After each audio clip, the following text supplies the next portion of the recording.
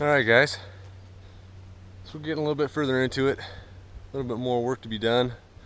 A little more work has been done. Got a little update. Dead trees we gotta fall. Gotta get this stuff going and get it out of here. Hang out for a minute and let's see if we can drop some of these trees.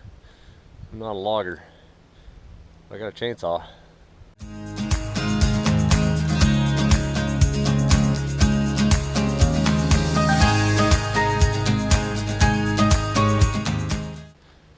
Alright, so looking at trees. Of course look for dead trees. These trees are all green, these trees are all brown. You got 1, 2, 3, and they're pretty tall. And I've fallen eucalyptus trees before that were about that tall. But so this one's leaning. I don't know if you can tell in the video. But it's kind of leaning that way. See, the trunk kind of goes up that way a little bit. That other one's pretty straight from this direction, but it could be leaning that way or this way. We'll have to get around the side of it. That one looks pretty straight. So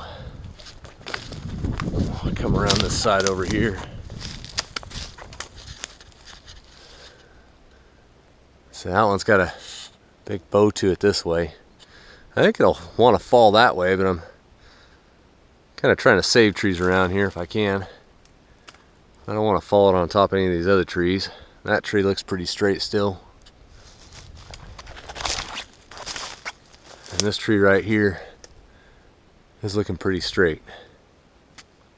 So I'm going to set the camera up.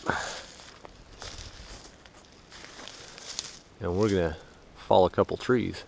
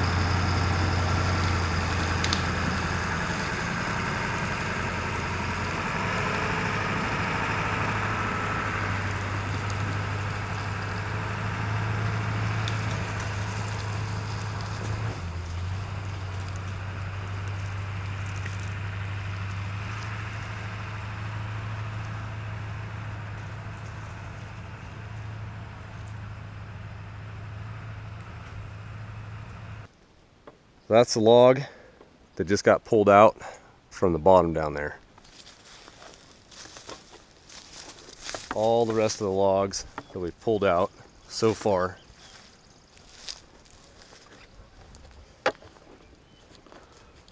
this is by far the longest one, and I haven't measured it yet. But it was also dead, so it's got beetles in it. So we've got the driveway in. We've got piles of stuff everywhere. thinning trees out. Got orange tape around trees that are potentially going to get cut down. I don't know for sure yet. I got to get a better gist on where I'm going to put everything. But a lot of the trees down around here need to get cut down for the septic system, which I still have to get a perk test. So before I cut a lot of those down, I'm going to get a perk test done and make sure I can put a house right here where I want to. By the looks of the soil and the neighbors, shouldn't be a problem. They hardly ever run into a problem putting a septic system where you want in this area. So I'll take you for a little walk, show you what I have to clean up. That way you got an idea what's going on around here. But let's go walk over where all the dead trees are. So this isn't rocket science what we're doing. We picked an area that's got a lot of dead trees in it to put our house. It's more or less a clearing that we've got to clean up. And that's where our house is gonna go, and our septic system and leach field and all that. That way we're not cutting down a whole clearing full of trees just to put a house on it. So if you look over here, all of this,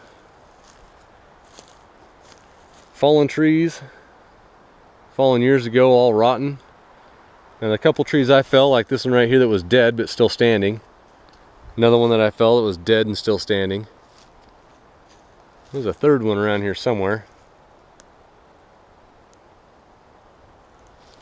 Anyways, I'm sure I'll find the stump sooner or later. We fell those, and you see all the brown bristles from me limbing it out. All those branches are from trees I fell or have already fallen. I got to clean all this up. And this is, hopefully, if I clean this up and we get a perk test done, our septic system, our leach field will be out this direction, because house will be over there after I clear a couple more trees. House will be over there, and the leach field will come out this direction. Now, these trees are pretty big around, but they're rotten. And you can see all the holes that the bugs and beetles and birds have made in it. They're not really heavy, so they're easy to move. Ugh. Whoa. Almost fell.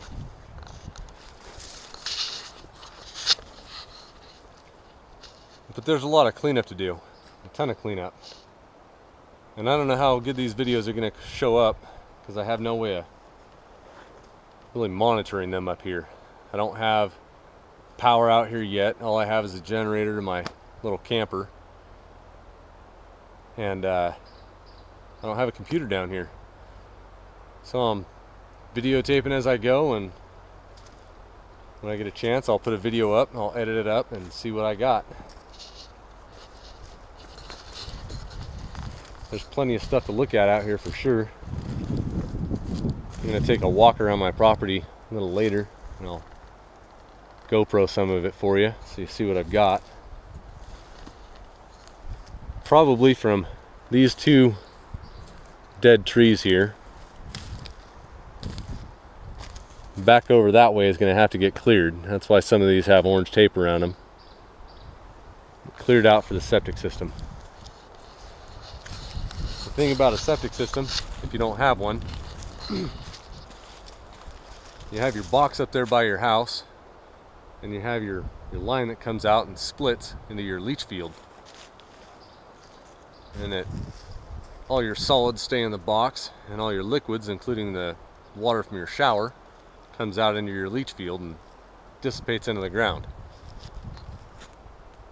So you don't want trees within 15 feet of that leach field, because the roots will go straight into those pipes and plug them, and then you got to put a new septic system in. So you do have to do a pretty good amount of clearing to put a septic system in. But I'm going to have to do a whole lot of clearing on this property just to make the property clean again. It's so overgrown everywhere, except for the little area down here where it's kind of, the trees didn't grow. Most of the property I have looks like this. It's overgrown, underbrush. It's a fire hazard, really. I talked to a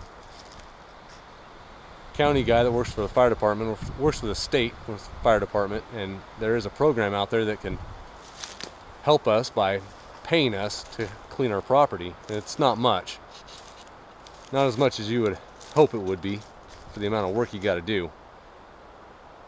And they'll come out and tell you what to clean, how to limb trees up, how to take care of the property you have, so that if a fire comes through, it doesn't kill every tree on your property and take out your house. Fires happen naturally, and we put them out. Even though they happen naturally, we put them out because we don't want our houses to burn down. But it's nature's way of cleaning itself. So, from what I've heard, when the Indians lived out here, back before we came along, they would let the fires go. If lightning struck and started a fire, they let it go. They didn't try and put it out. They knew it was nature's way of cleaning itself. And if a fire didn't start in a certain area, before they headed down to lower ground for the winter, they would light one and let it go through, and it would kill off the weaker trees, and it would kill off all the underbrush, and the strong would survive. It was kind of the way of the world. The strong survived, the weak didn't. Well, we came along, kicked the Indians out, and this is what happens. We let everything go, and we put the fires out when they start. So it gets so overgrown that when a fire does come through, if a fire were to come through here, there would be no way to stop it. Nothing we could do to stop it. So the house going over there, that area is going to get cleared out first, cleaned up. That way if a fire comes through, it stops short of our house. And then comes the chore of cleaning up the rest, which is as far as the eye can see, because I can't see very far right now through all this stuff. Lots and lots to do.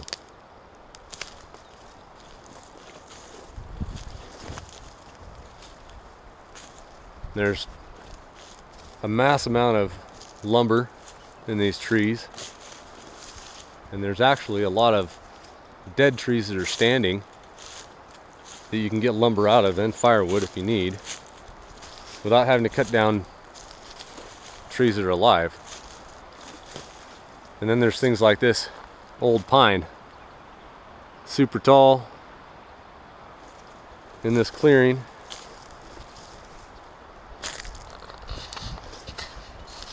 And it's leaning, and it's dead. So I've got to cut that down at some point. So when my kids are running around out here in the next year or two, or who knows how long it'll take for that tree to fall. You never know. But I don't want that tree falling on my kids. And since that tree's a big dead tree and it's leaning like that, it's kind of an invitation to play around it, you know, it's kind of cool looking. So that tree will have to come down.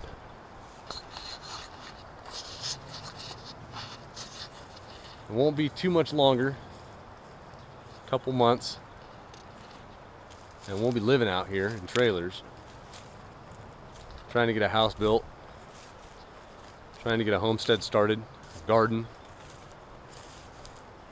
fence off an area, maybe 3 acres worth of an area,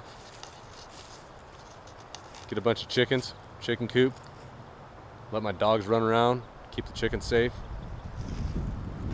There isn't too much wildlife up here. A lot of black-tailed deer.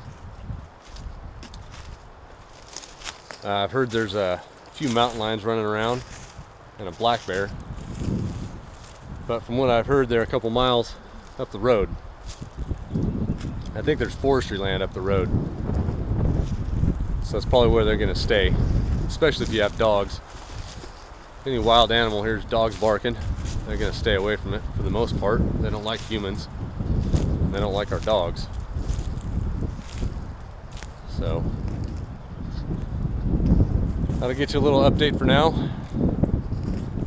Get you a visual of what it looks like right now. You get to watch it happen. Take care, guys. If you hit that like button, if you like what you see, you want to get the next video coming out, hit the subscribe button, hit that bell to get notifications. See you next time, guys. Lots of work ahead.